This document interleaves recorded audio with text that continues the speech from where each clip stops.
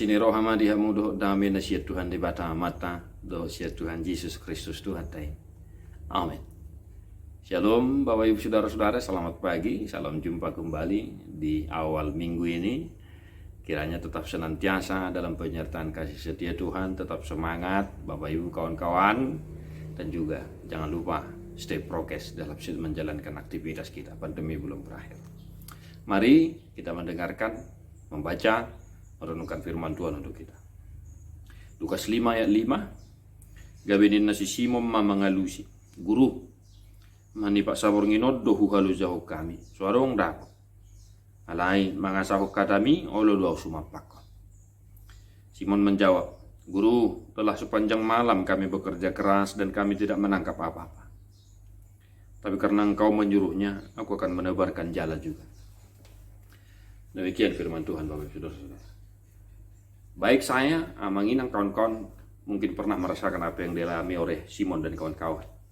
Mereka bekerja sepanjang malam menjala ikan, mencari ikan, but nothing.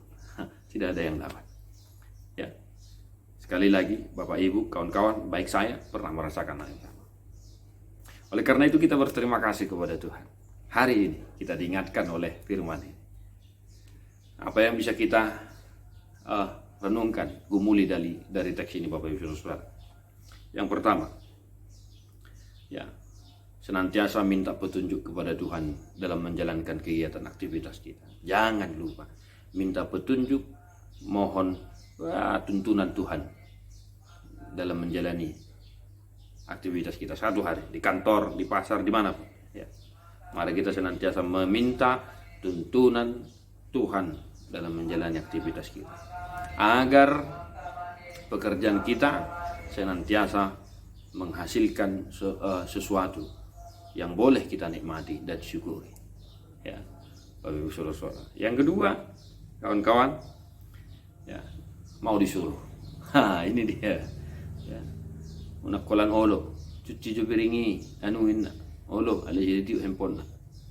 Ketika Tuhan menyuruh Simon dan Simon mau, look what happened. Wah, mujizat Tuhan terjadi. Jala mereka penuh, hampir sobek. Kapal mereka, perahu mereka hampir oleng, mau tenggelam sepertinya.